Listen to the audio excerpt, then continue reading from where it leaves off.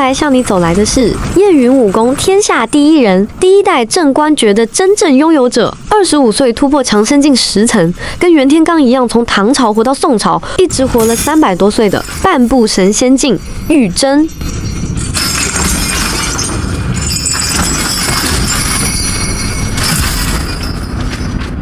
安史之乱时，叛軍欲攻長安。剛才大家看到的男生就是藍河，他就是晴川地圖聽梅點雪兄妹苦苦等待合奏的摯友。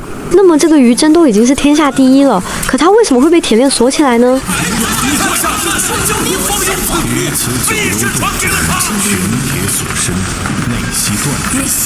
你不得出。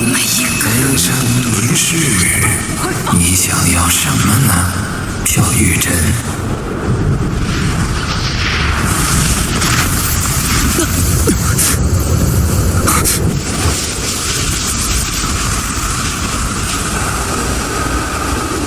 玉珍小兒，来與我一戰！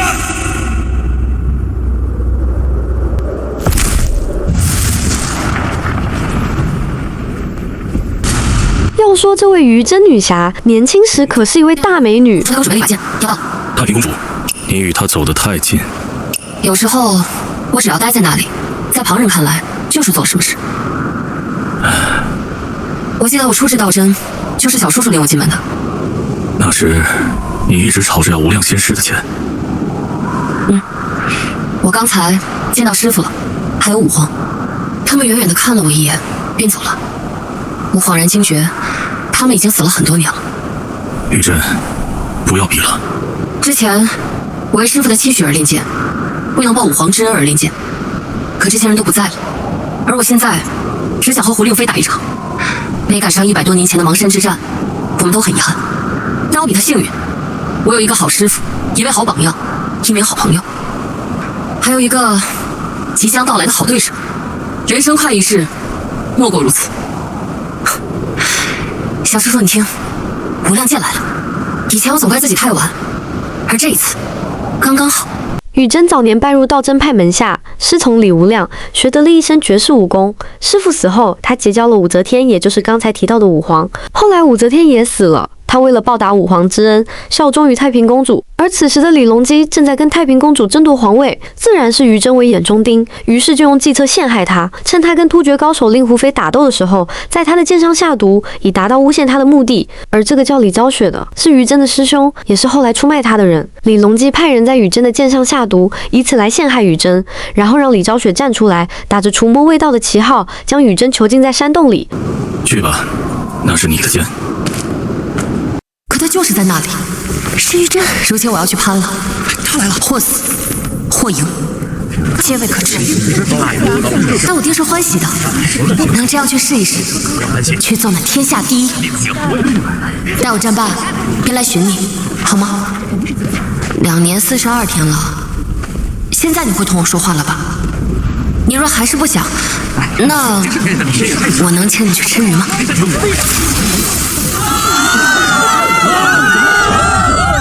突厥把都嫁給了無量劍，公主的驕橫給了敵人機會，而陛下在幕後操縱一切。有人做事不管，有人指鹿為馬，有人暗藏禍心。這不是天下第一的比試，而是眾人的棋局。不對，玉真，那玉真呢？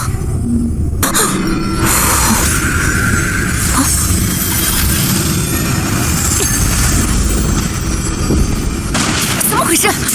外面情況有變，你前往深處去，一定要找到玉真的結局。故所願也。唐香，你是那只鶴？找到了吗？一炷香，给我1炷香的时间。我在哪？动我气。本期影片的另一看點就是唐心慈，我們會跟唐心慈一起查案。唐心慈大家應該不陌生，第一次去樊樓的時候，小福介紹過他。那邊那個，那是文景館的唐心慈，看着安安靜靜的，實際特別能吵架，千萬別惹他。咦，小丫頭，你懂挺多呀。要論江湖出道的時長，恐怕連你也要叫服我一聲師姐。那，現在咱們繼續追於真。探查當年客棧遇襲的真相。話說當年客棧住進來10個人，結果全都死了。江湖人懷疑是大魔頭於真幹的，我真是笑了。人家於真好歹是天下第一高手，不屑於幹這種事情。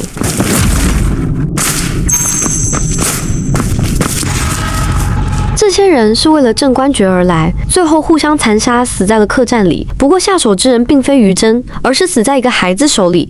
注意看這裡的鐵鏈，跟捆綁玉真的鐵鏈是一樣的，因此我推測這大概是隱喻。玉真畢竟是天下第一，根本不可能被捆住。這一點從他輕易掙脫鐵鏈就可以看出。當世人誤認為他就是大魔頭的時候，他也懶得爭辯，所以自願待在山洞裡。正如影片開頭的那樣，他要想出來，誰又攔得住？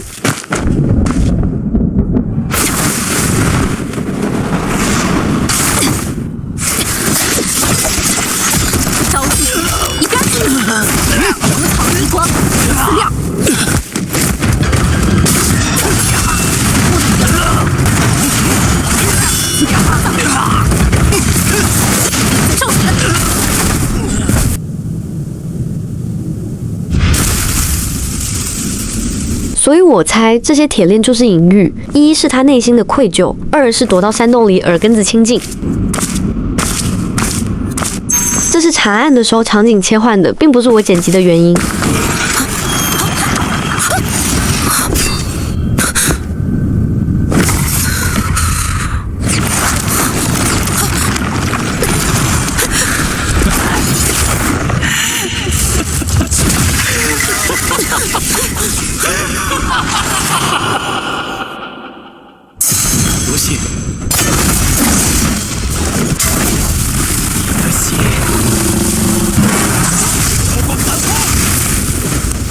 打架的時候，咱們順便說說這個裴航。其實陸服玩家也是一臉懵逼，因為這個 BOSS 就像是突然蹦出來的，跟劇情一點關係都沒有。原本我還在想，這手 BOSS 應該是於真才對，不過我後來一想，我根本不配跟他交手，因為既然玉真的設定是天下第一，你把他打敗了，他不就不是天下第一了嗎？所以為了玉真天下第一的人設不崩，根本不可能讓你跟他打。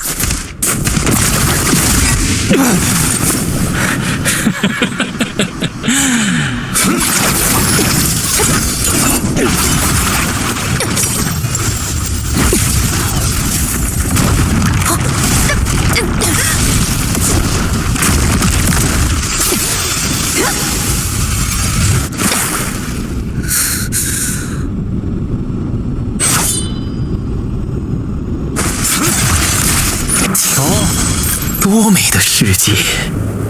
虽然不知道這個裴航到底是誰，但是我們可以從2個方向去猜測。第一，就是這個血海場景，寓意血海深仇。如果是這樣，這個裴航很可能是長大後的小六子，因為他的父親原本是客棧老闆，最後被慕容秋殺死了。從這一點來說也符合。而如果從他的身份猜測，就會截然相反。他是金腰帶的殺手，而慕容秋是影子殺手的成員。組織用他的孩子來要挾他，讓他替組織賣命。也就是說，這個裴航很可能是慕容秋的孩子，因為殺手組織培養起來的孩子，順理成章就會成為殺手。因此，從身份這個角度去推測，裴航大概率是殺手慕容秋的孩子。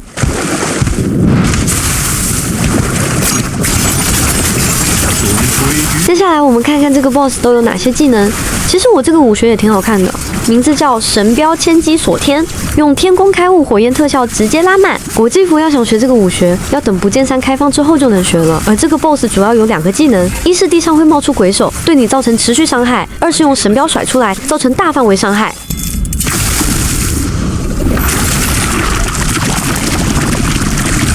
打到這裡的時候，我的思路越來越清晰，因為從血海深仇的場景結合地上鬼手，象徵着仇恨蒙蔽雙眼，這就暗示我們這個裴航很可能就是小六子的心魔，參照皇宮趙匡胤的心魔一樣。現在的這個場景就是他內心的映射。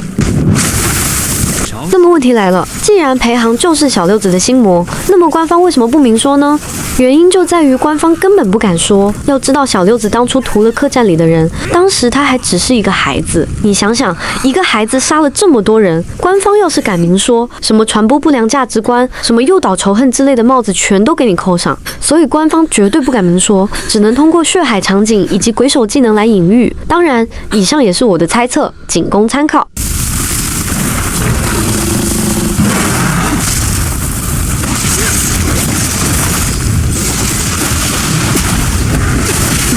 才這點本事，真是不妙。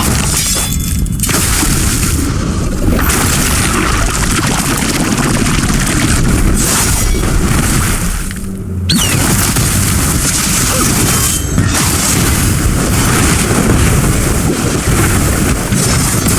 回鱼。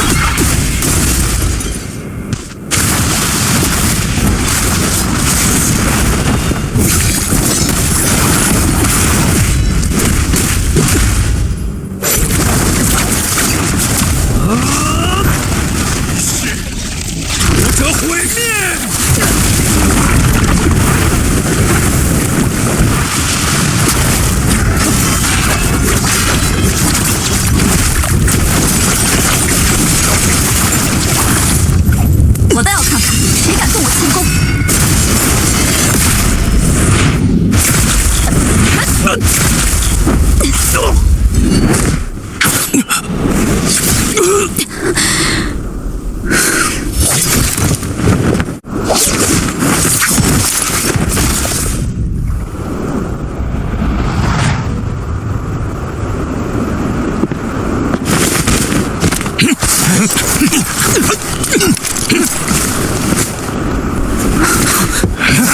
长夜起无尘，寒宵待日晞。金乌波浪起，回来了，快上！万里扫残云，推门闻客至。别念你那酸诗了，客都跑光了。师傅，萧师傅。这一段太搞笑了，林显生装了个逼，就把刺客全都嚇跑了。而且這個林顯生竟然是唐辛慈的師傅。這個林顯生，我在之前的影片有講過，他跟江硯一起參加過中渡橋之戰，勸杜重威發兵的人。但我當時過劇情的時候，感覺這個人憨憨的，杜重威都把兵器庫賣光了，而他還在那傻乎乎的勸杜重威發兵。結果就是王清將軍孤立無援，最終戰死在了滹沱河。後來林顯生回到了文經館，成為了現任文經館的館主，還把原本是孤雲門派的唐辛慈挖牆腳給挖了過來。為師恍惚間竟不識此乃文經書閣，只以為群鵝待飼耳。是辛慈無能。可不是，聽聞今歲館中的桃子都少了不少。青州安居如常，便知你做得很好。你師父是路邊番刺蝟，想挑刺了。唐相坐鎮，我等文經館弟子也是幸福的。不信明言。後來孤雲門派掌門謝運派他的數學天才陳建威來追求唐辛慈，想要色誘唐辛慈。可惜唐辛慈給他的評價卻是：這個理科男就是個榆木腦袋，每天只問唐辛慈一句話：你跟不跟我回孤雲門派？如此問了1個月，唐辛慈煩都煩死了，根本沒空搭理他。陳建威也不惱。問完就繼續看他的書。我當時看完這段劇情的時候就想笑，孤雲派掌門謝運這回是偷雞不成蝕把米，哦不對，是蝕了2把米。陳建威本來是想色誘唐辛慈的，結果卻被反色誘留在了文經館。一是喜歡唐辛慈這個人，二是喜歡文經館這裡的讀書環境。孤雲派長老謝運這回腸子都悔青了。善哉善哉，今夜叫上你師兄師姐，並此貴客親友，同赴雙園居一敘吧。林文元要請客吃飯。是啊，請你們同聞這故事的結局。哦，抱歉，影片做到這裡的時候，我又跟陸服的朋友討論了下，最終得出的結果是，剛才的 BOSS 裴航100%是慕容秋的後代，絕對不可能是小六子的心魔。因為林顯生趕來，說明那不是幻境，而是現實中真實發生的事情。主要證據就是裴航的目的是要調查自己的身世，小六子不需要調查自己的身世，而慕容秋是影子殺手，他的孩子自幼被殺手組織養大，自然而然成了殺手，從身份上就對應上了。而文經館號稱天下第一圖書館，記錄了各種歷史文獻，這也是裴航來此的目的。倒也不是他打不過，而是既然事情已經敗露，就沒必要死磕到底。你要知道，文經館乃是天下第一大派，九流門、莫山道、吳興谷、梨園、醉花陰、狂瀾、天泉、孤雲、清溪等一切你叫得出口的門派，都是文經館的訪學弟子，所以這個門派並不好惹。再糾纏下去，那些訪學弟子可就殺到了。因此，林顯生吟那首詩，倒不是說他有多牛逼，而是告訴殺手，自己這個文經館的館主來了，給個面子就走了。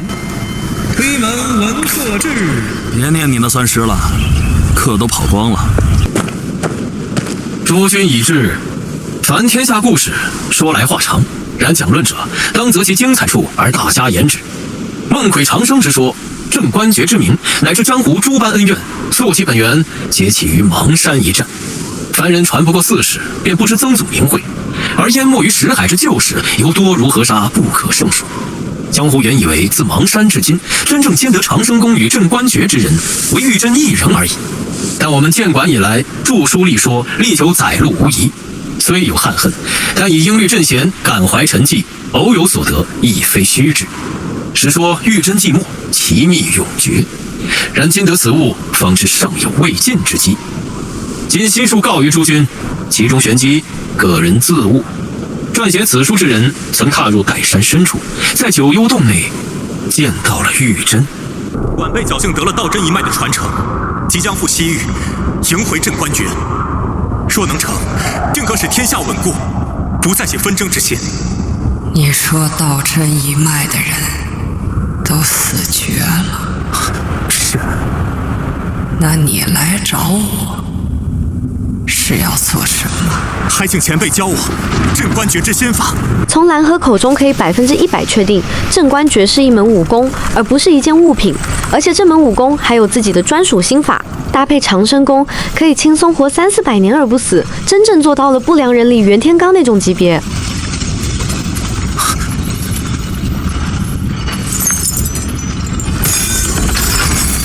另外，以前做听梅点雪的時候，我只聽說過藍河這個名字。今日一見，藍河這模樣的確生得俊俏。安史之亂時，叛軍欲攻長安，帝王棄城出逃，道真掌教李昭雪以70高齡率眾守城，不得而殉。此事距今已有50年。注意看這個時間線，就知道李昭雪在於真面前有多弱雞了。兩個關鍵點，一是70高齡，二是已經過去50年，兩者加起來已經是100多年前的事情了。70歲的李昭雪只是個拄着拐杖的老人，而120歲的玉珍依舊健步如飛。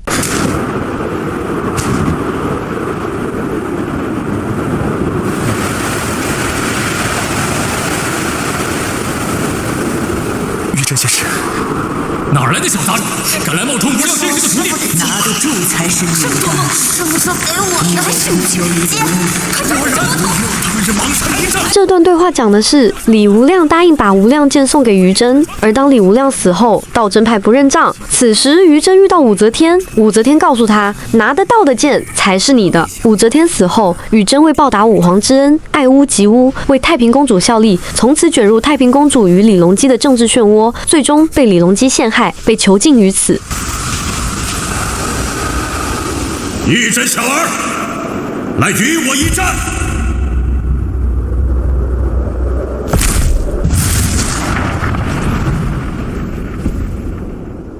這就是長生功的心法，大家可以觀摩一下。攻城之時，你就能在煙雲裡橫着走。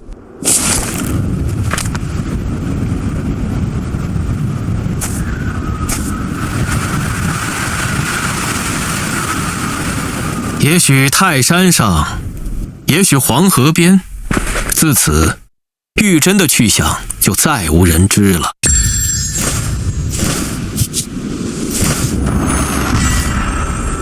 接下來我會講解客棧裡的狼人殺，慕容秋是誰，以及他們是如何把自己玩死的。不過先等等，我突然發現這套婚紗的衣服挺好看的，尤其是在陽光的照射下。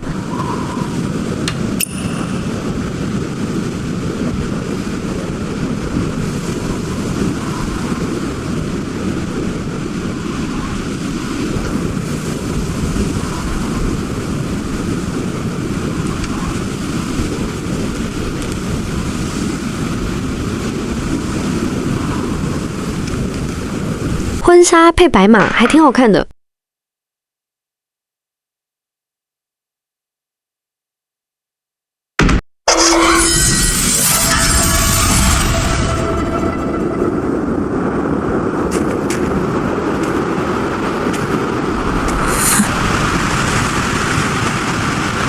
唐新慈為了調查100多年前的舊案，於是設了情宮，讓少東瓜我以身入局，去探查當年的真相。因此，我們現在看到的是100多年前的景象。你也可以把這個世界理解為幻境。其實客棧裡的人早在100多年前就已經死了。上哪兒去啊？誰來客棧？哎，上來上來！哎呀，這時候岱山就是個雪窩子，來這兒做啥？約了人。奇了怪了，馬都走不動了，咋最近老有人往那兒跑啊？你運氣好，碰上我去送菜，再下一天路都要封了，天王老子也甭想進來。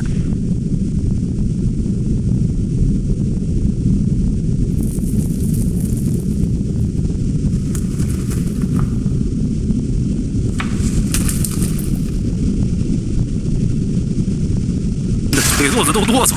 仔細看這個小男孩，他才是本期影片裡真正的大魔頭，是他殺了客棧裡的人。原因是他目睹了慕容秋殺了他父親，於是假裝睡去，結果慕容秋以為他睡着了，於是大發善心就把他放走了。結果他趁客棧裡的人為了爭奪鎮關爵互相殘殺的時候，一刀捅死了慕容秋。唉，要不說葉雲策劃會玩呢，叫你去查大魔頭，結果誰能想到大魔頭就在你剛抵達客棧的時候，那個小男孩小六子就是。怎麼這麼多人？不知道那個江北神捕來了沒有？掌櫃，掌櫃的，掌櫃後頭劈柴呢。朱棣，朱棣自己拿鑰匙啊，柜台呢？谢了，你是伙计？我也住店呢，这麼大的雪走不了，得多住幾天了。這大冷的天來趟可真不容易啊！你不也是？雪夜正好補鳥，梨園的鳥可不好抓，一個人抓嘛是不好抓，四面王鳥就說不定了。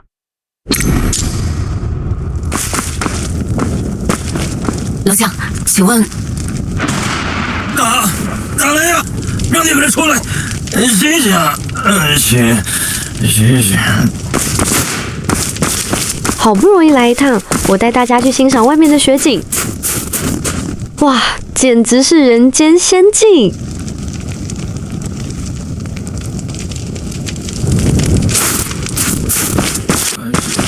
对不起，碍着您的路了。这个女子叫桃花，客棧裡的人都該死，但她除外。她是個苦難的女人，咱們一會兒再講。沒事，你應該不是吧？我不認識你。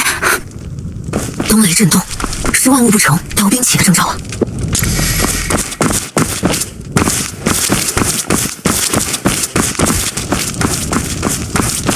先參觀下廚房，門外的那個小男孩名叫小六子，他是這間客棧老闆的兒子。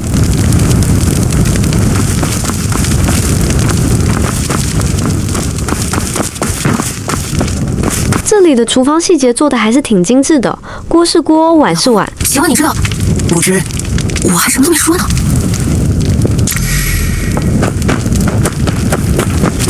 請問你認識我嗎？好吧，這個也不是。兄弟，來一杯。我還聽說，現在沒有天下第一，就是因為他還活着。我要找他，跟他打一場。你武功不錯，但要和他比，我情商的也不是，小妹子怕是認錯人了吧？叨擾。但是這個就是慕容秋，他幹掉了客棧老闆，自己在這裡當起了掌櫃。這一片都是，聽說山裡關着天下第一個人，可不是嘛？光這一片就殺了上百口，聽說還有個村子都叫他變成活死人了。為了抓他，什麼掌門住持的死了7、8個，追了幾千里，好不容易抓到，用碗大的鏈子鎖山裡頭了。不過這都是我爺爺輩說的，也不知是真是假。但和管中七彩相差無幾，可是那封信，打雷的時候可千萬別進山吶！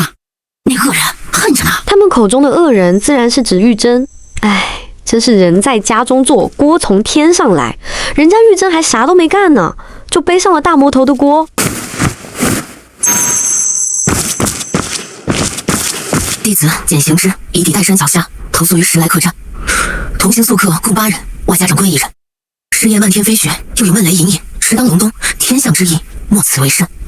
江湖相傳，尖雷響，魔頭出，恐所言非虛。據管中載，那魔頭原屬道真一脈，安史之亂後，此脈式微，早已淹沒無聞。卻不知那藍河是從何處得了道真傳承？有言其假子脫身，今移至岱山，是覬覦那人功法，還是要助其出山，想出一番事來？弟子本為追查管中所傳梅花信，既至此地，決意後魔頭出山，當面親尋，以了此案。今以目之所見，追有當日之時，既以道之所在，追未解之謎。倘有變故，誰？你醒了？如何？這是哪兒？我剛剛好像在一座客棧裡，好大的風雪，然後我就被不，那個人好像不是我。不錯，你所經歷的是此人臨死前的一日。你可注意到他被殺之時有何異常？那么他是如何被击中的？还好，不算太大。你刚刚看到的是我师兄简行之，他在大约160年前为了一桩案子出访岱山，天遭風雪拦路，只得暫時借宿山腳下的一家客棧。未料数日後風雪散去，這客棧中卻遍地屍首，無一人得存。因死狀淒慘，盡值深故，便有了傳聞，說他們是撞上來的摩頭破傷而出的日子，遭其屠戮。我稽考秀卷，視覺此中自有隱情，故而閉關在此，是什麼這一局奇功，以再現當日情景，破障求真。只是未料，看，接連遺物處，那便交於你了。傳聞那摩頭最後現身之處，正是這家客棧。查清此案，便可追知其去向。而為生之前，我為秦之身，助此一曲，應律天地。接下來我要快速講解這段劇情，並挑選一個重要的場景，因為要把完整的故事講起來，至少需要半個小時。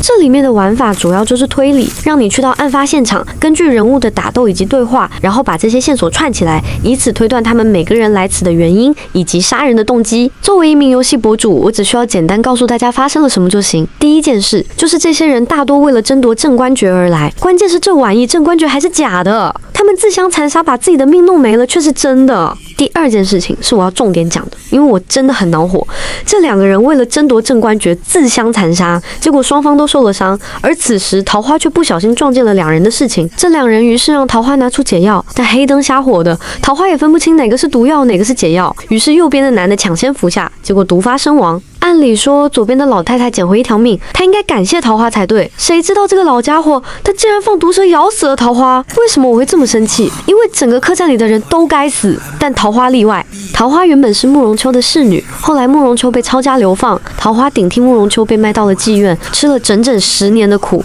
等到他湊夠銀子想要贖身的時候，老鴇卻出爾反爾，說什麼你跳進了火坑就別想逃出去。桃花於是帶着賣身契逃了出來，他只想下半輩子過安穩的日子，結果卻因為幾個人爭搶鎮關訣的私心，死在了這間客棧裡。後來的慕容秋趕到，抱着桃花痛哭流涕，因為他從那張賣身契知道了桃花的身份，竟是為自己扛罪的侍女。而慕容秋其實自己也有軟肋，他的孩子被殺手組織攥在手裡，要求他每完成一次刺殺任務才能見他孩子一面。說到這裡，慕容秋其實也犯了一個錯，他的心軟為自己埋下了殺身之禍。當初他殺客棧老闆的時候，小六子裝睡，慕容秋以為他睡着了，好心叫車夫把他送走，結果小六子折返回來，就把慕容秋給捅死了。瓶子都碎了，哪個碎了？紅的還是黑的？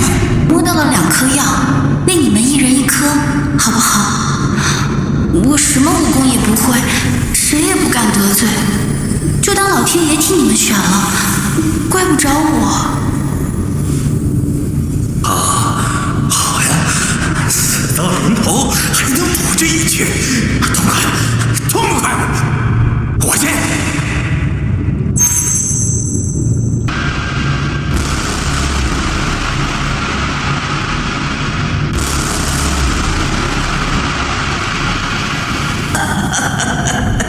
老天有眼，老天有眼，有我大唐了。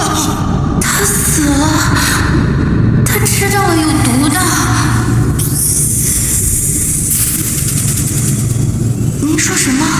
沒什麼，好姑娘，你過來，你替我殺了那惡人，解了我的圍，我自然要報答你。我不用您報答，只要您放我走，我想去青州。來，好孩子，把解藥給我，讓我摸摸你的臉。青州有什麼好？我帶你回宮裡去，好不好？做娘的好閨女，有好多人伺候着。青州有。從此啊，你就是被人伺候的命啦。夫人，這是你在笑嗎？好孩子。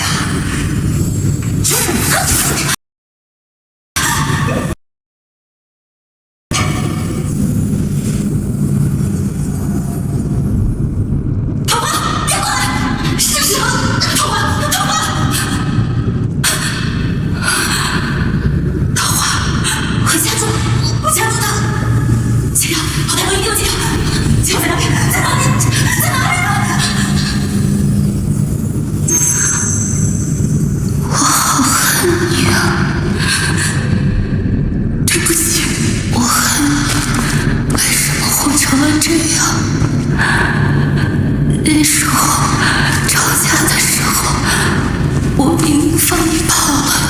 桃花說的恨你，並不是真的恨你，而是他頂替你吃了10年的苦，他想讓你過上好日子，但你卻並沒有過上好日子。对不起，对不起，桃花，我不知道他们会抓你替我。桃花，我真的不知道，我不知道。要是我知道，我不会跑的，我不会讓你去那種鬼地方替我受罪。这次我替你受了10年，我受了，你就不能再受。跑啊，快跑啊，小小姐，桃花。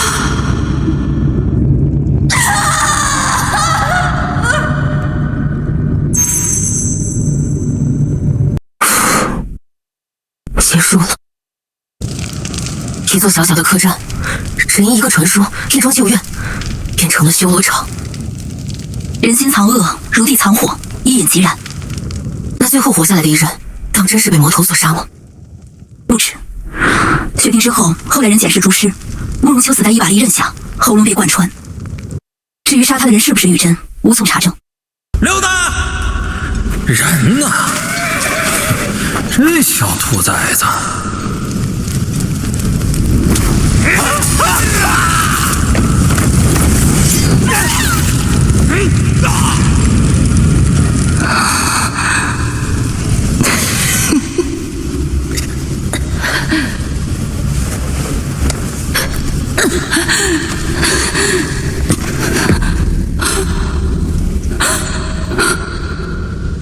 玉珍，那是他的名字。你知道玉珍年輕時候的樣子嗎？魔頭年輕的時候，他25歲就已突破長生宮的第10層，人們都說他會是最年輕的天下第一人。那他為什麼變成後來的樣子？我也不知道，所以我來找了。你為什麼要找他？他再厲害，也過了100多年了。你覺得人是從什麼時候變壞的？我覺得都不是，人是一點點被推着走的。有時候人很難知道自己真要什麼，會被很多人推着走。師父的教誨說你要成為什麼樣的人，旁人的期許說你必須怎樣才不算辜負，敵人的詆毀說你既然被當作魔頭，不如就當真做給他們看。人還會被自己的尊嚴推着走，被要強推着走，被不甘心推着走，被我不能輸這口氣一直推着走，絕不停下，絕不回頭，就算累死也要證明我應該是那個人。如果沒想清楚就不走，如果自己不願意，那就停下。你已經在河裡了，你以為是自己在走，其實是水在推你。在河裡想走出自己的腳印，比在任何時刻憑空想象的都要難。那就回頭上岸。玉珍的屍骨都化泥了，想來是不用上岸想的。只有我們仍然想知道，他是從哪一步開始走岔了的。那我們繼續找吧，找到那個岔路口，你就知道，不管走錯到哪裡，人一定能回頭的。